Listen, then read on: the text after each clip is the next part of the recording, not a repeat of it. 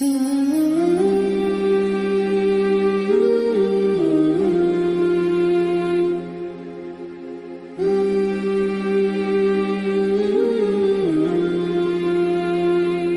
میں ایک انتہائی ایمان افروز حدیث مبارکہ آپ کی گوش گزار کرتا ہوں۔ سارے صحابہ موجود ہیں، 1500 کی تعداد ہے۔ ان میں آقا علیہ الصلوۃ والسلام عرض کرتے ہیں کہ تم میں سے ایک ایسا شخص ہے جس کے دل کو اللہ نے ایمان کے لیے چن لیا ہے۔ صحابہ کرام میں ایک لامحالہ ایک استجاب سے پیدا ہوا، ایک خوشگوار سی حیرت پیدا ہوئی۔ آقا علیہ الصلوۃ والسلام عرض کر رہے ہیں کہ تم میں سے ایک ایسا شخص جس کے دل کو اللہ نے ایمان کے لیے چن لیا ہے۔ انہوں نے عرض کی من ہوا یا رسول اللہ، وہ کون خوش نصیب ہے جس کے دل کو اللہ نے ایمان کے لیے چن لیا ہے؟ فقال له ابو بکر، اس کے بعد حضرت ابو بکر صدیق رضی اللہ تعالیٰ عنہ نے عرض کیا من ہوا یا رسول اللہ، یا رسول اللہ وہ کون خوش نصیب ہے جس کے دل کو اللہ نے ایمان کے لیے چن لیا ہے؟ وقال عمر، حضرت عمر فاروق رضی اللہ تعالیٰ عنہ کھڑے ہوئے اور کھڑے ہو کر عرض کی من ہوا یا رسول اللہ، حضور وہ کون خوش نصیب ہے جس کے دل کو اللہ نے ایمان کے لیے چن لیا؟ ذرا غور فرمائیے گا، جس کے دل کو اللہ نے ایمان کے لیے چن لیا ہے۔ قال ہوا حاصف النعل، فرمایا وہ میرے جوڑے اٹھانے والا، میرے جوڑوں کو طے لگانے والا، میرے جوڑوں کو ٹانکے لگانے والا، اس کے دل کو اللہ نے ایمان کے لیے چن لیا ہے۔ اب اس میں دو طرف اشارے تھے، ایک تو وہ خوش نصیب جس کا نام آگے آ رہا ہے وہ تو آ ہی رہا ہے، لیکن حاصف النعل کہہ کر رہتی دنیا تک ایمان کا راز سمجھا دیا کہ ایمان کا کمال حضور کے جوڑوں کے ساتھ تعلق میں ہے، نالین مصطفیٰ کے ساتھ تعلق میں ایمان ہے۔ جس کا جتنا تعلق نالین مصطفیٰ سے ہوگا، جس کی جتنی محبت میرے جوڑوں سے ہوگی، فرمایا جو جتنی محبت میرے جوڑ سے کرے گا، جو میرے جوڑے جتنا اٹھائے پھرے گا، سینے پہ لگائے پڑے گا، اس کا دل اتنا ہی ایمان سے روشن ہوگا۔ فرمایا جس کو جتنی محبت میرے نالین سے ہوگی اس کا دل اتنا ہی ایمان سے روشن ہوگا۔ گویا حضور امت کو ایمان کا راز، ایمان کا سبق اور ایمان کی حقیقت سمجھا رہے ہیں کہ قیامت تک اگر ایمان کے نور سے دل کو منور کرنا چاہتے ہو تو میرے جوڑوں کے ساتھ جڑ جاؤ، نالین مصطفیٰ کے ساتھ تعلق مضبوط کر لو، اور ایمان خدا کی قسم وہی سچا ہے جس میں حضور کے جوڑوں کی محبت ہے۔ نالین مصطفیٰ کے ساتھ جس کی محبت ہے ایمان اسی کا سچ ہے۔ اب حدیث مبارکہ پر ذرا غور کیجئے، یہ تو نہیں فرمایا کہ جو میرا امامہ اٹھاتا ہے، حضور کا امامہ بھی تو تھا، کوئی اس کو بھی جوڑتا ہوگا، یہ تو نہیں فرمایا جو میری قمیض سنبھالتا ہے، یا کسی اور سامان کا ذکر نہیں کیا۔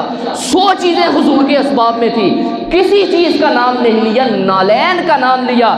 سمجھانا یہ چاہتے تھے لوگوں تم اوپر نہ آؤ، تمہارا ایمان میرے جوڑوں تک ہے۔ یہ آپ نقطہ امت کو سمجھانا چاہ رہے ہیں کہ لوگوں تم اوپر نہ آؤ، تمہارا ایمان میرے جوڑوں تک ہے، میرے نالین تک ہے۔ جو میرے جوڑوں سے جڑ گیا، جو میرے نالین سے جڑ گیا، اسی نے ایمان کو پا لیا، اسی نے ایمان کی حقیقت کو پا لیا، اسی کا ایمان بچ گیا۔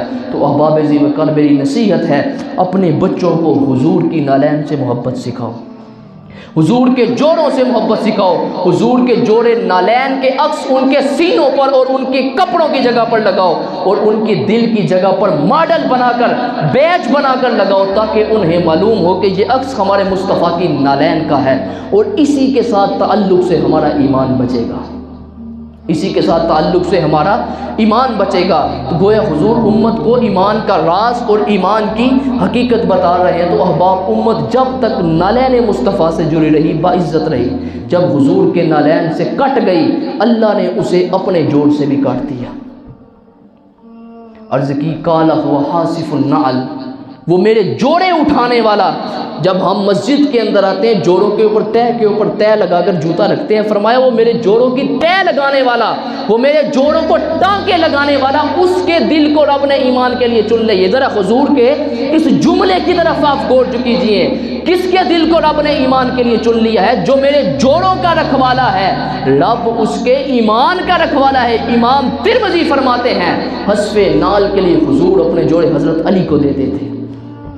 یہ سعادت حذف نال کے لیے حضور اپنے جوڑے کو حضرت علی کو دیتے تھے۔ پھر ہم مل کے کیوں نہ کہیں کہ اہل نظر کی آنکھ کا تارا علی، مل کے تمام احباب یہ صدا بلند کرنی ہے، اہل نظر کی آنکھ کا تارا علی علی، اہل نظر کی آنکھ کا تارا، اور اعظم مغفرت کی سند ہے ہمارے پاس، ہم ہیں علی کے اور ہمارا علی، علی ہم ہیں علی کے اور ہمارا علی۔ احباب ذی وقار فرمایا جو میرے جوڑوں کو اٹھانے والا، طے لگانے والا رب، جو میرے جوڑوں کا رکھوالا ہے رب اس کے ایمان کا رکھوالا ہے۔ اور جہاں ایک بہت ہی ایمان افروز حدیث مبارکہ میں آپ احباب کے گوش گزار کرتا ہوں، ایک واقعہ حدیث پاک میں اسما بنت امیس نے روایت کیا اور طبرانی سمیت بہت سے ائمہ نے روایت کیا۔ وہ مشہور واقعہ جب سیدنا علی المرتضیٰ شیر خدا کی گود میں سر اقدس رکھ کر آقا علیہ الصلوۃ والسلام آرام کر رہے تھے، سورج غروب ہو رہا تھا، وحی اتر رہی تھی اور آقا علیہ الصلوۃ والسلام نے نماز عصر ادا کر لی تھی، لیکن حضرت علی کی نماز عصر رہتی تھی۔ سورج غروب ہونے دیا حضرت علی نے، لیکن آپ کی نماز عصر رہ گئی۔ تو جب آقا علیہ الصلوۃ والسلام کے آرام میں خلل گوارا نہیں کیا آپ نے، جب عصر کا وقت چلا گیا، مغرب کا وقت آیا، تو پیارے آقا علیہ الصلوۃ والسلام نے اٹھ کر پہلے یہ پوچھا، علی کہ تم نے عصر کی نماز پڑھ لی ہے؟ تو آپ نے عرض کی نہیں یا رسول اللہ، آپ کے آرام کے خلل کی وجہ سے میں نے نماز عصر نہیں ادا کی۔ تو آقا علیہ الصلوۃ والسلام نے دعا کی، اے اللہ علی تیری اطاعت میں، اور یعنی الفاظ دیکھیے گا، آپ نے جب یہ دعا کی اے اللہ علی تیری اطاعت میں اور تیرے محبوب کی اطاعت میں مصروف رہا، نماز عصر جاتی رہی لیکن اس نے میرے آرام میں خلل گوارا نہیں کیا۔ صحابیات اور صحابہ فرماتے ہیں کہ ہم نے سورج کو غروب ہوتے تو دیکھا تھا، لیکن غروب ہوئے سورج کو پلٹتا دیکھا، اور حضرت علی نے نماز عصر ادا کی۔ حضرت علی نے نماز عصر ادا کی۔ احباب ذی وقار صحابہ کرام کا معیار یہ تھا کہ آپ کی راحت جان، آپ کی محبت، آپ کی متابعت، جس میں آپ خوش ہوں وہی دین کل ہے، جس میں آپ خوش ہوں وہی دین کل ہے، اس رستے کو اپناتے۔ لیکن ہم نے اپنی زندگیوں سے اس تصور کو نکال دیا ہے، ہم نے اپنی زندگیوں سے اس تصور کو نکال دیا۔ اگر اس محبت اور مطابعت کے رشتے کو ہم سمجھتے تو ہماری زندگیاں آقا کی محبت سے معمور ہوتی، ہماری سیرتیں، ہمارے کردار حضور کے مطابعت کے نور سے روشن ہوتے۔ لہٰذا محبت کا تقاضا یہ ہے کہ لوگوں اپنی سیرتیں، اپنی پسند، اپنی ناپسند، اپنے کردار، اپنے برتاؤ، اپنے طور طریقے سب توڑ دو، فقط آقا علیہ الصلوۃ والسلام کی سیرت کے برتن میں، حضور کے مطابعت کے برتن میں چلے جاؤ، حضور سے محبت کرو اور زندگی کا ہر پہلو آقا کے مطابق چلو۔ اس سے آپ کے اخلاق بھی سنوریں گے، زندگی میں برکت ہوگی، کامیابی ہوگی، اور جب ہمارا یہ طرز عمل ہوگا تو ہم مغرب میں رہنے والے غیر مسلموں کو پیغام دے سکیں گے۔ لیکن آج وہ جب حضور علیہ الصلوۃ والسلام کا نام سنتے ہیں اور سیرت طیبہ کا نام سنتے ہیں، وہ کہتے ہیں ہاں اس جیسی سیرت کوئی نہیں۔ لیکن جب وہ ہماری سیرتوں کو دیکھتے ہیں، جب حضور کا نام تو سنتے ہیں، سیرت طیبہ کا نام سنتے ہیں، اس بات پر فخر کرتے ہیں کہ ہاں اس جیسی سیرت کوئی نہیں آج تک۔ لیکن اس کے برعکس جب وہ ہماری سیرتیں دیکھتے ہیں نا تو کہتے ہیں کہ اس سیرت کا عکس ہماری سیرتوں میں نظر نہیں آتا،